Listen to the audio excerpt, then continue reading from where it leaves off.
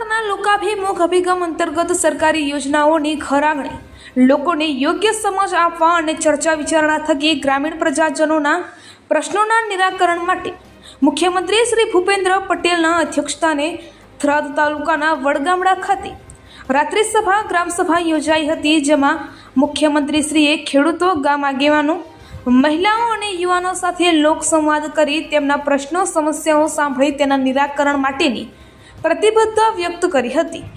બનાસકાંઠા જિલ્લાની 2 દિવસની મુલાકાતે આવેલા મુખ્યમંત્રી શ્રી ભૂપેન્દ્ર પટેલે શ્રી વડગામડા પે કેન્દ્ર શાળા ખાતે લોકો સાથે સીધો સંવાદ સાધ્યો હતો. પ્રધાનમંત્રી આવાસ યોજના, આયુષ્યમાન ભારત યોજના, શૈક્ષણિક યોજના, કૃષિ સહાય જેવી વિવિધ સરકારી યોજનાઓથી લાભાન્વિત થયેલા લાભાર્થીઓએ મુખ્યમંત્રી સમક્ષ પોતાના અનુભવો રજૂ કર્યા હતા. મુખ્યમંત્રીશ્રીએ ગ્રામજનોની જમીન રીસર્વે, પાણી, રોડ, રસ્તા, કેનાલો, શિક્ષણ, ગામમાં સ્મશાન ભૂમિ માટે જમીન ફાળવણી જેવી અનેક રજૂઆતો સાંભળી તેના નિરાકરણ માટેનો હકારાત્મક પ્રતિસાદ આપ્યો હતો. મુખ્યમંત્રીશ્રીએ લાક્ષણિક શૈલીમાં ગ્રામજનો સાથે લોકસંવાદ કરતા કહ્યું કે સારું કામ તો થયું છે, પણ તમારી સમસ્યાઓ, મુશ્કેલીઓ અને શું જરૂરિયાત છે એ પણ કહેજો. પ્રજાને પડતી મુશ્કેલીઓ, પ્રશ્નો અને ફરિયાદોનું નિરાકરણ આવે ત્યારે ગ્રામસભા અને આ લોકસંવાદ સાર્થક થાય એમ જણાવી મુખ્યમંત્રીશ્રીએ લોકોને પોતાની રજૂઆત કરવા જણાવ્યું હતું. મુખ્યમંત્રીશ્રીએ ગામના વિકાસ કામો સહિતના કામોમાં ક્વોલિટી જણાય તે માટે ગ્રામજનોની સક્રિયતાની અપેક્ષા વ્યક્ત કરી હતી.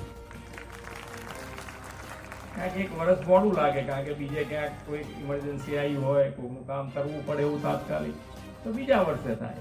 આયોજનબદ્ધ રીતે કોઈને કોઈ મુશ્કેલી પડે એવી નથી. છોકરાઓથી ભણવાથી માંડીને અત્યારે મેં બે યોજના કીધી, બરોબર યાદ રહી છે ને? છોકરાઓને વધુ ને વધુ ભણાવો, અને ભણાવશો, કારણ કે આપણે ઇલેક્શન આવતું હોય એટલે હમણાં જ આ ઇલેક્શન ગયું છે, એટલે આપણે બધાએ અહીંયા આગળ તો ચિંતન કરવું પડે એવું જ છે. પણ ઇલેક્શન આવે એટલે રોજગારીનો પ્રશ્ન આવે, ક્યાંક ને ક્યાંક રોજગારીનો પ્રશ્ન આવે. પણ રોજગારીનો પ્રશ્નનો જવાબ શું? એ માન્ય નરેન્દ્રભાઈએ 2003માં વાઇબ્રન્ટ કર્યું, અને આ વાઇબ્રન્ટ થકી દેશ અને દુનિયાનો વેપારી અહીંયા ગુજરાતમાં આવે એના માટેનું પ્લેટફોર્મ 2003માં પૂરું કર્યું. આજે 2024માં આપણે 10મું વાઇબ્રન્ટ કર્યું, અને આ 10મા વાઇબ્રન્ટનો ફાયદો શું થયો તમને? તો કે દુનિયાની સૌથી મોટી 500 જે કંપનીઓ છે, દુનિયાની સૌથી મોટી 500 કંપનીઓ છે, એમાંથી 100થી વધુ ગુજરાતમાં છે, 100થી વધારે ગુજરાતમાં. અને ખૂબ સારી રીતે ગુજરાત એ બાબતે આગળ વધી રહ્યું છે. સોલાર, પીએમ સોલાર યોજના આપણા આખા ગામમાં, આ ગામમાં આયા છે તો એટલું કરો કે ભાઈ આ ગામમાં એક ઘરની ઉપર સોલાર ના હોય એવું ના કરે. એના માટેની યોજના તો છે જ,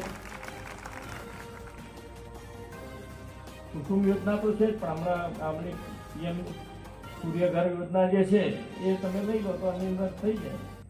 એના માટેનું એક આ ગામમાં તો એ બધાના ઘરે લાગી જાય એવાનો શરૂઆત કરો, એટલે ધીમે ધીમે સૌથી પહેલું આ કામ થઈ જવું જોઈએ સોલાર માટે.